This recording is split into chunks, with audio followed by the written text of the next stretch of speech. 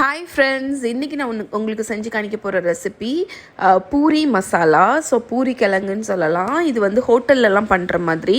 First ஒரு பேனில் 2 table spoon ஆயிலில் உளுத்தம் பருப்பு கடலைப்பருப்பு போட்டு ஒரு 30 செகண்ட் சாட்டே பண்ணிவிட்டு கடுகு ஜீரகம் பெருங்காயத்தூள் கருவேப்பிலை இவ்வளோத்தையும் போட்டு லைட்டாக ஃப்ரை பண்ணிக்கோங்க. அப்புறம் பொடிசாக கட் பண்ண இஞ்சி அதையும் போட்டு ஒரு 30 செகண்ட் சாட்டே பண்ணிவிட்டு வெங்காயம் ஸ்லைஸ் பண்ணி வச்சுருக்கேன். அப்புறம் பச்சை மிளகா கொஞ்சமாக உப்பு போட்டு நல்ல எண்ணெயில் பரட்டி எடுத்துருங்க. இப்போ நம்ம இந்த வெங்காயத்தை சாஃப்டாக குக் பண்ண போகிறோம்.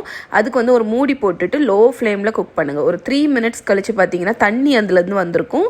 வெங்காயமும் கொஞ்சம் சாஃப்டாக ஆரம்பிச்சிருக்கும். அப்போ லைட்டாக மிக்ஸ் பண்ணிவிட்டு 1 டீஸ்பூன் மஞ்சப்பொடி போட்டுட்டு நல்லா கலந்து விட்டுருங்க. அதுக்கப்புறம் பழையபடி ஒரு மூடி போட்டுட்டு ஒரு 3 மினிட்ஸ் போல் குக் பண்ணுங்கள். இந்த டைமில் வெங்காயம் நல்லா சாஃப்டாக ஸ்வீட்டாக குக் ஆகிடும்.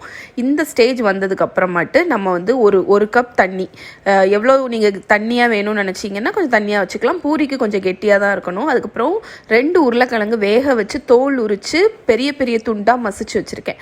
நீங்கள் வந்து நல்லா மேஷ் பண்ணி கூட வச்சுக்கலாம். அதை வந்து நல்லா மிக்ஸ் பண்ணிவிட்டு 1 டேபிள் ஸ்பூன் கடலை மாவு, அதில் ஒரு 2 டேபிள் ஸ்பூன் தண்ணி ஊற்றி நல்ல ஒரு பேஸ்ட் மாதிரி ரெடி பண்ணிவிட்டு அதையும் இதில் ஊற்றிடுங்க. ஊற்றிட்டு நல்லா மிக்ஸ் பண்ணி விடுங்க. அந்த கடலை மாவு அந்த தண்ணியை வந்து நல்லா திக்காக்கி க்ரீமியான ஹோட்டலில் கிடைக்கிற மாதிரி பூரி மசாலா ரெடி ஆயிரும். ஸோ இது பூரி சப்பாத்தி எது கூட வேணாலும் நீங்கள் சர்வ் பண்ணலாம். ப்ரெட்டு கூட நல்லாயிருக்கும். கண்டிப்பாக ட்ரை பண்ணி பாருங்கள்.